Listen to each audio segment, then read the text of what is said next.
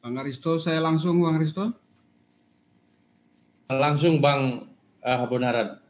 Oke, jadi terima kasih Bang Aristo. Yang pertama, Assalamualaikum warahmatullahi wabarakatuh untuk kita semua.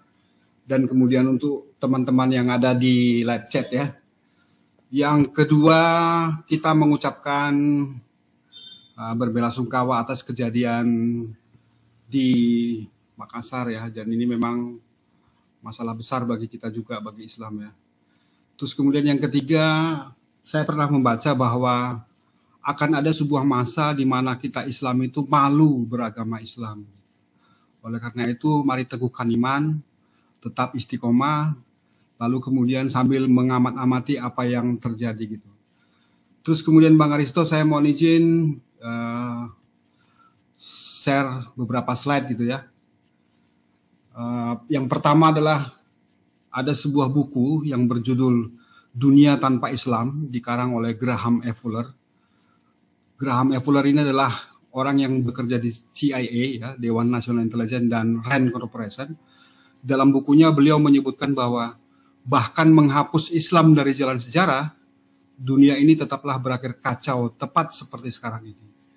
Jadi ini juga mungkin pelajaran bagi semua ya, bahwa bahkan menghapus Islam dari jalan sejarah, dunia ini tetaplah berakhir kacau, tepat seperti sekarang ini. Yang berikutnya, mari kita pelajari dulu bagaimana ajaran kasihi musuhmu dalam menangani terorisme gitu. Kalau kita pelajari ya, ada beberapa catatan. Yang pertama, kalau Islam ya, semua Muslim seluruh dunia sangat suka jika para teroris diberi hukuman yang setimpal dunia dan akhirat. Kita sangat setuju bahwa para teroris harus diberi hukuman yang setimpal dunia dan akhirat. Yang kedua, semua Muslim akan sangat suka agar tiap kasus terorisme ini diungkap secara terbuka dan dituntaskan secara jujur. Jadi jurdil ya, jujur dan adil, terbuka gitu. Lalu kemudian perlu kita pahami bahwa setelah terorisme 9/11 yang merupakan cikal bakal populernya terorisme Islam, yang kabarnya dilakukan oleh Islam, jadi sejak terorisme 9/11, di Amerika Serikat sana justru banyak yang belajar Islam dan malah banyak yang jadi mualaf, alhamdulillah ya. Jadi bagi orang-orang pecinta kebenaran itu masih banyak masih banyak pecinta kebenaran yang kemudian bisa memahami kebenaran Islam. Sumbernya ada di Washington Post dengan judul merah ini ya. Terus kemudian kalau kita pelajari ajaran kasih ya, harusnya teman-teman Kristen itu mendoakan para teroris dan harus membawa para korban itu untuk ditampari lagi oleh terorisnya. Dan Kristen harus mengkristenkan para teroris agar dosa-dosanya ditebus. Tidak seperti kita minta mereka dihukum dunia dan akhirat.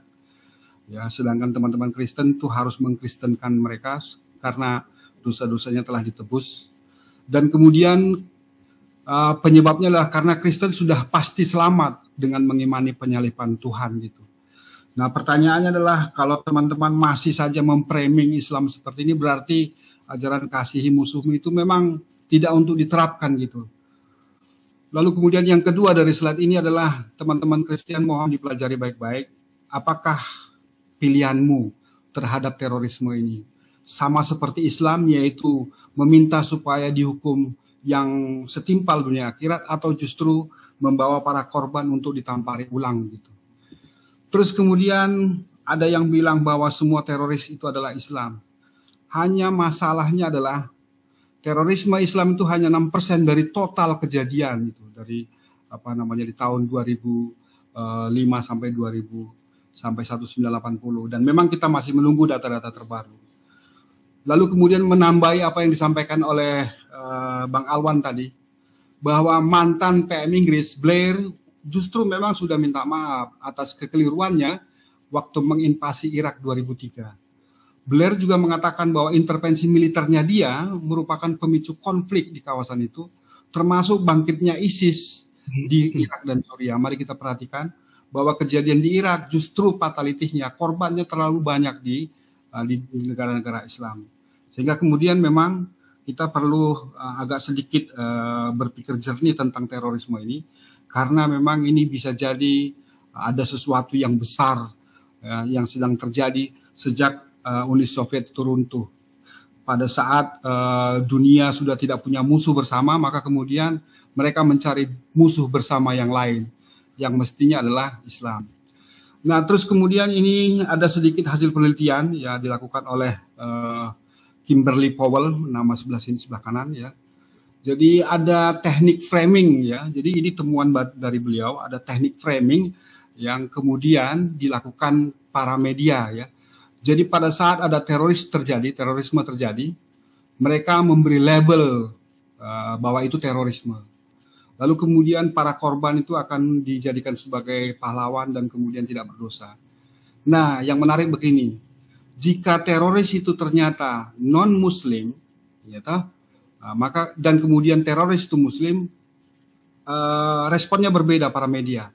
Yang pertama, jika bukan Muslim, teroris itu akan dianggap sebagai orang pemarah yang sedang kesepian dan sakit jiwa, gitu. Tetapi kalau pelakunya adalah Muslim, maka kemudian akan coba dikait-kaitkan dengan terorisme yang besar seperti ISIS tadi, yang kemudian sebenarnya adalah kesalahan dari Blair yang telah meminta maaf.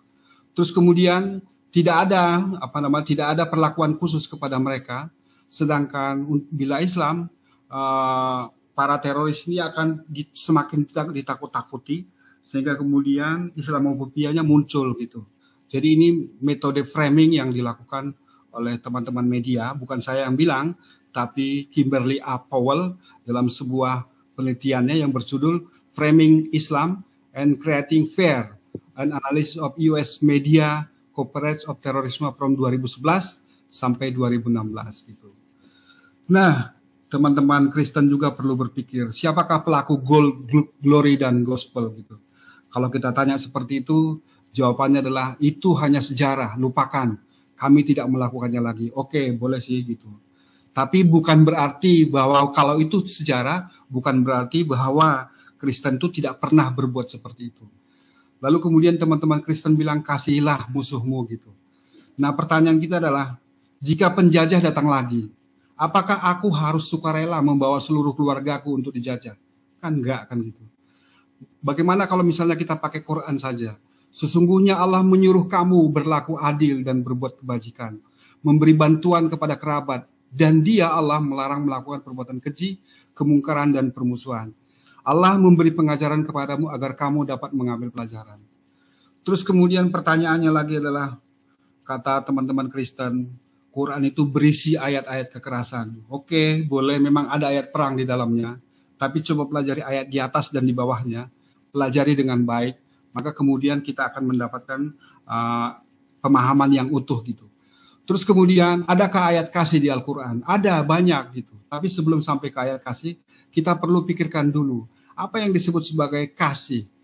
Nah, bagi Muslim, kasih tanpa syarat bukan dengan menyalibkan Tuhan, bukan.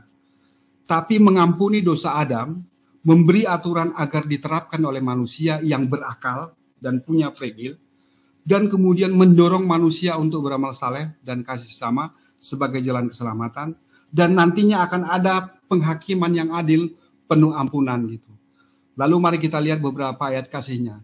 Di Quran surat 41 ayat 34, dan tidaklah sama kebaikan dengan kejahatan. Tolaklah kejahatan itu dengan cara yang lebih baik, sehingga orang yang ada rasa permusuhan di antara kamu dan dia akan seperti teman setia. Yang kedua, di Quran surat ketiga 159, maka berkat rahmat Allah engkau berlaku lemah lembut terhadap mereka. Sekiranya kamu bersikap keras dan berhati kasar, tentulah mereka menjauhkan diri dari sekitarmu. Karena itu, maafkanlah mereka dan mohonkanlah ampun untuk mereka, bermusyawarahlah dengan mereka dalam urusan itu. Kemudian apabila engkau telah berbulat tekad, maka bertakwalah kepada Allah. Sungguh Allah mencintai orang yang bertawakal. Lalu kemudian di Quran surat 60 ayat 8. Allah tidak melarang kamu berbuat baik. Tidak. Dan Allah tidak melarang kamu berlaku adil terhadap orang-orang yang tidak memerangimu dalam urusan agama dan tidak mengusir kamu dari ke kampung halamanmu. Sungguh Allah mencintai orang-orang yang memang berlaku adil. Jadi kita dituntut berlaku adil. Berikutnya, sesungguhnya Allah menyuruh kamu berlaku adil dan berbuat kebajikan, memberi bantuan kepada kerabat, dan Dia Allah melarang melakukan perbuatan keji, kemungkaran, dan permusuhan. Allah memberi pelajaran kepadamu agar kamu dapat mengambil pelajaran ini. Terakhir, tidak ada tempat bagi teroris di Al-Quran. Barang siapa membunuh seseorang, bukan karena orang itu membunuh orang lain, atau bukan karena berbuat kerusakan di bumi, maka seakan-akan dia telah membunuh semua manusia. Tetapi barang siapa memelihara kehidupan seorang manusia, maka seakan-akan dia telah memelihara kehidupan semua manusia. Sesungguhnya Rasul kami telah datang kepada mereka dengan membawa keterangan-keterangan yang jelas. Tapi kemudian banyak di antara mereka setelah itu melampaui batas bumi. Saya kira demikian, Bang. Terima kasih. Bang Aristo. Silakan yang lain. Oke, boleh gitu. Sebentar, Masya Allah, luar biasa pemaparan sekaligus slide daripada Bang Habonaran menyejukkan sekali ya. Begitu juga dengan Akina Akbar ya, Uktina Lovely Warda ya, Ustadz Alwan, Masya Allah, luar biasa ya. Sangat baik sekali ya. Jadi memang di Al-Quran itu tidak ada tempat bagi teroris. Tambahan sedikit, Bang Aristo. Oh, silahkan Bang, jangan sedikit, banyak juga nggak apa-apa. Oke, makasih. Jadi pertama begini ya, saya yakin teman-teman Kristen tuh pintar. Saya yakin teman-teman Kristen tuh pintar. Oleh karena itu, teman-teman Kristen pasti tahu bahwa tidak ada kejahatan sempurna. Semuanya toh akan terbongkar. Tidak ada kejahatan sempurna, semua akan terbongkar. Tapi kemudian kalau memang misalnya ya bahwa terorisme itu dilakukan oleh Islam secara keseluruhan, bukan oknum, maka para teroris itu juga akan melakukan kegiatannya secara mendekati kesempurnaan. Oleh karena itu, tidak perlu terorisme itu membom di depan gereja, tidak perlu. Tapi dia akan berusaha mencari cara paling sempurna, senyap, supaya kemudian tujuannya dia tercapai. Oleh karena itu, ini mohon untuk dipelajari oleh teman-teman Kristen, bahwa kalau para penjahat itu melakukan kejahatan, pasti mereka berupaya untuk sempurna gitu, walaupun tidak ada kejahatan sempurna. Itu yang pertama. Lalu kemudian yang kedua, sekali lagi saya ingatkan, Muslim di seluruh dunia, laki-laki, perempuan, besar, kecil, itu sangat setuju jika para terorisme itu dihukum setimpal, dunia dan akhirat. Oleh karena itu, maka kemudian kami menuntut pihak kepolisian, pihak yang berwenang, supaya kasus ini diungkap secara terbuka, jujur dan adil, diekspos hasilnya. Kalau ternyata mereka itu Islam, maka dia harus dihukum setimpal dunia maupun akhirat. Tidak ada Muslim di dunia ini yang mengatakan dosamu telah ditebus wahai para teroris. Tidak ada. Gitu Bang. Terima kasih Bang.